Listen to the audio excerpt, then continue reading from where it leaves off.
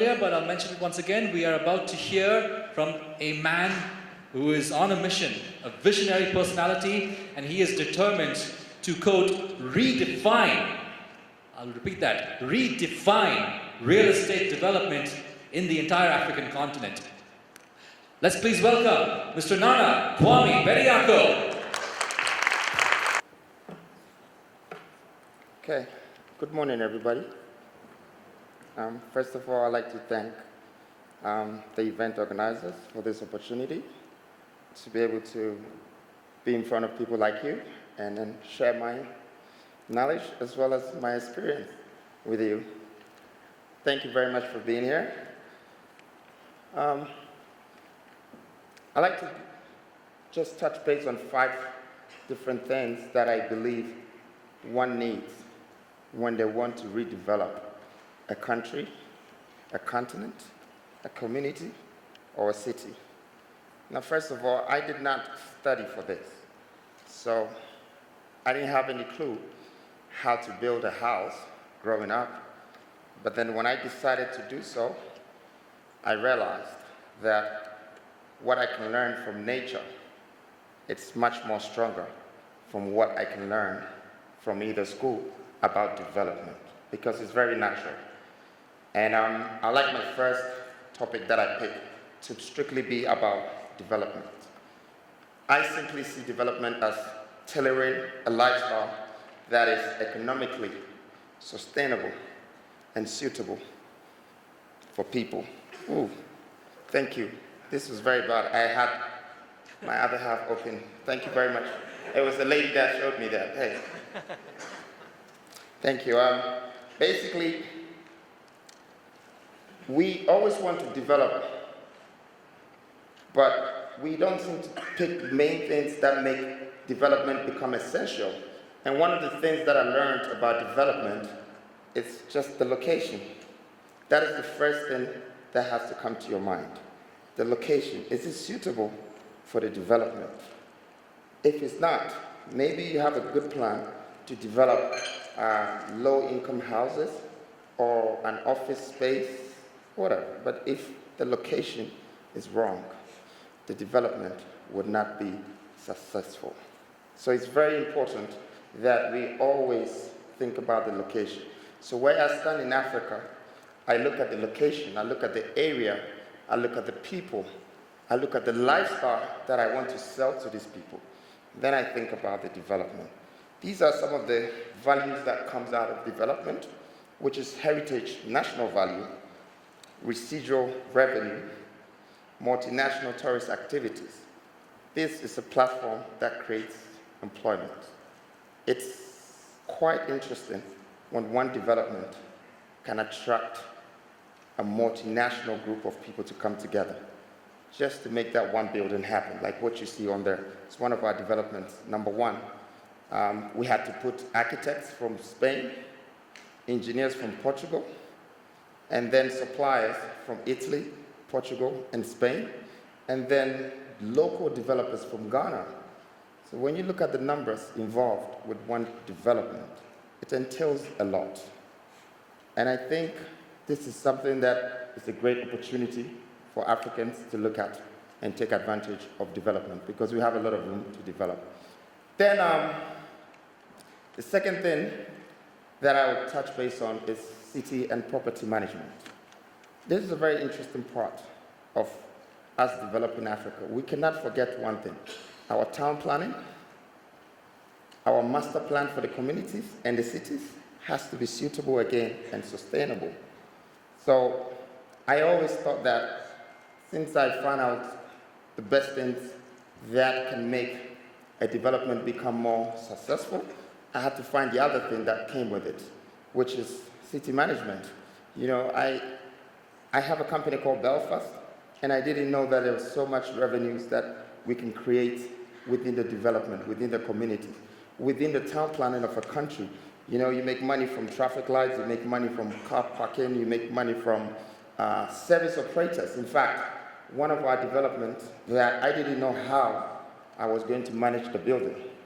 You know, it's 108 apartments, and now I sat with my team and I said, why don't we get international service operators to operate this building. So we ended up having 7 international service operators, on one building, wanting to operate it. Then I realized that this opportunity, it's also in some part of Africa. There are service operators like Marriott, like Accor, and all other companies, some of them are here, who are very much interested. Oh, excuse me, sorry, this is my phone.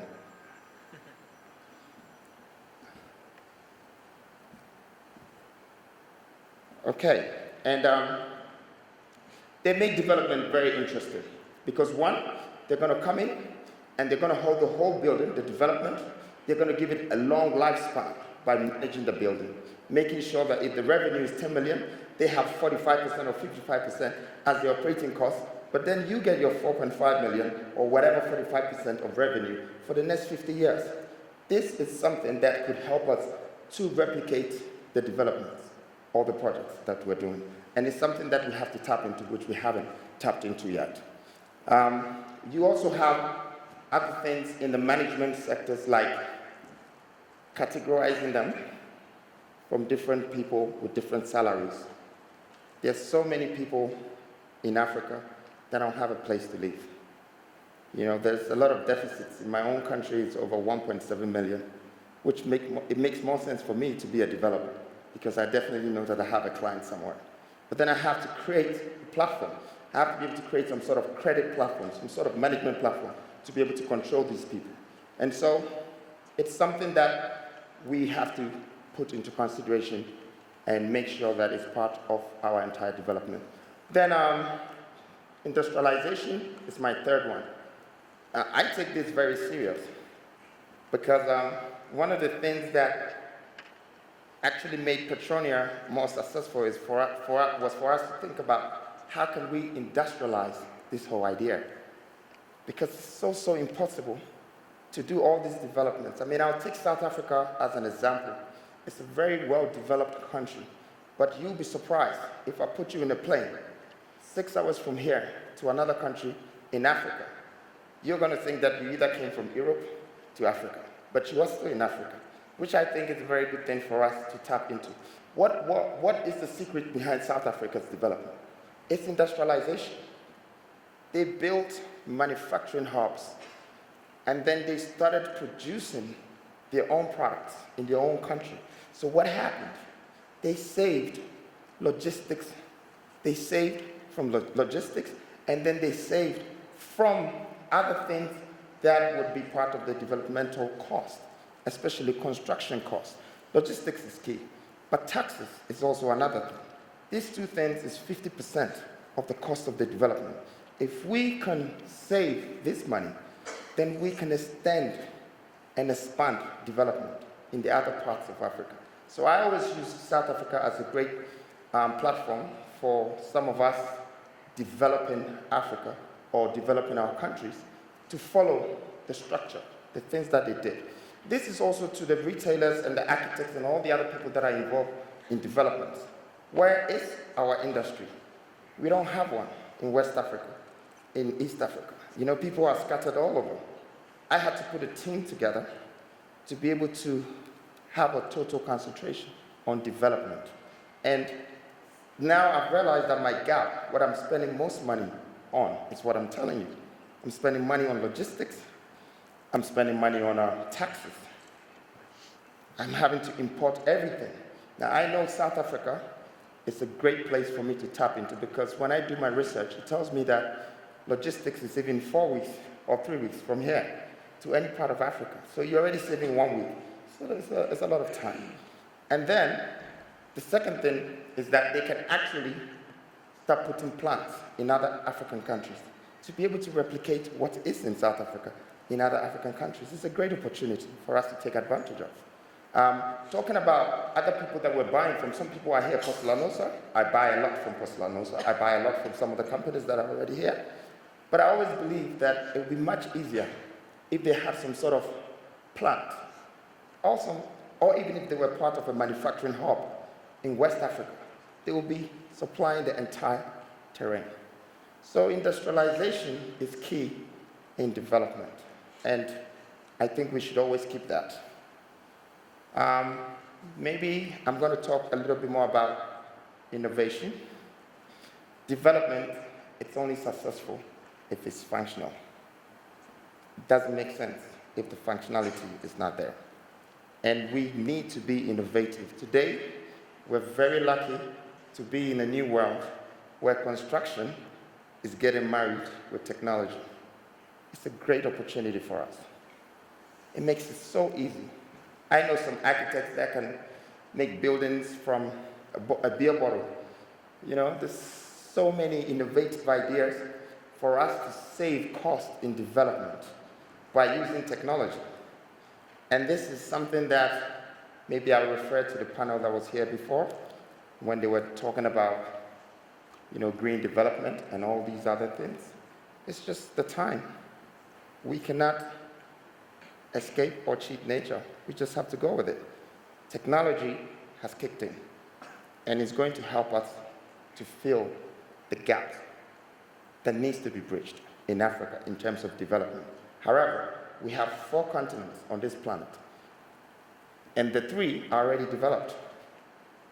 There's only one left. It's Africa. For me, I see it as a great opportunity for me and you.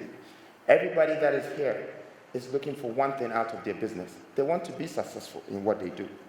But being successful is just a matter of adding value to other people's lives. And I'm here to do that, and I'm sure you're here to also do that. And that connection of us merging together is going to help us to come up with more innovative ideas that will create efficiency. Where can money be made in development in Africa today? It's the speed. Because, like I said, my country alone is 1.7 million deficit. If you put the whole of West Africa, you're talking 20-something million. How can we develop it in 5 or 10 years? The only thing that will create revenue for all of us is that efficiency that is part of this. Am I still on innovative? Innovative ideas. Oh, this is my last one. It's fast. 20 minutes is gone. Now, regentrification. It's something that a lot of people haven't actually looked at. Like I started from the beginning, that when it comes to development, it's simply based on the location. Now, there are some locations in Africa that are so useful and so profitable, but it's occupied by the wrong crowd. And regentrification simply means creating a resettlement, moving one community to one place, and then demolishing everything and redeveloping it again to create a suitable development for a particular targeted audience. This is need in development. Regentrification happens more, or it occurs in America, South America, and North America. But I think Africa needs it, as you can see. We have a lot of slums. We have a lot of places that have so much value, sitting right next to the coast, sitting right next to a river. There's a coastal transportation that will create thousands of employment. But then we're going to leave people sitting there, struggling. They're getting sick because it's not well done, it's not well developed. And all we have to do is to create a good development that is suitable for that particular people, and then become the owners of that particular space and redevelop it. They call it acquisition as well in real estate. Acquisition is key. And you all know in Africa, to own one land sometimes it's like to buy 6 families. You know, it's quite difficult, but it's something that we have to take it serious. We have to find a way to be able to compromise with all these people, to be able to negotiate with them and come to a mutual understanding and start to buy these properties, redevelop them, create businesses between us, the foreign, the multinational companies. I have one good idea that when I realized in 2012 that the Western was fully developed, they were at the edge of saturation. I started to think, how are these people going to sell their products? Because they're not going to be developing as much as Africa anymore.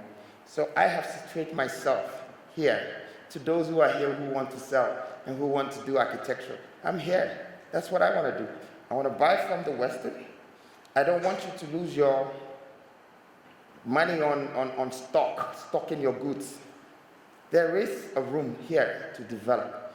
We just need to have that mutual understanding of how to do business, how to merge, and how to create a functional development that is needed within the African continent. And so, these are my 5 topics that I spoke about: development, industrialization, city and property management, innovation, and re-gentrification. This simply means you have built an industry that thousands and millions of people would get employment from, and also would have a lifestyle from. They will be able to live, they'll be able to work, they'll be able to play, they'll be able to pray. They'll be able to do all the 4 or 5 things that society needs. Some people might call this business. I call this enterprising for society. It's needed. Thank you very much for your time, and I hope my knowledge works. And I'm looking forward to work with people like you. And any opportunity, let's discuss it. I'm here. Thank you once again.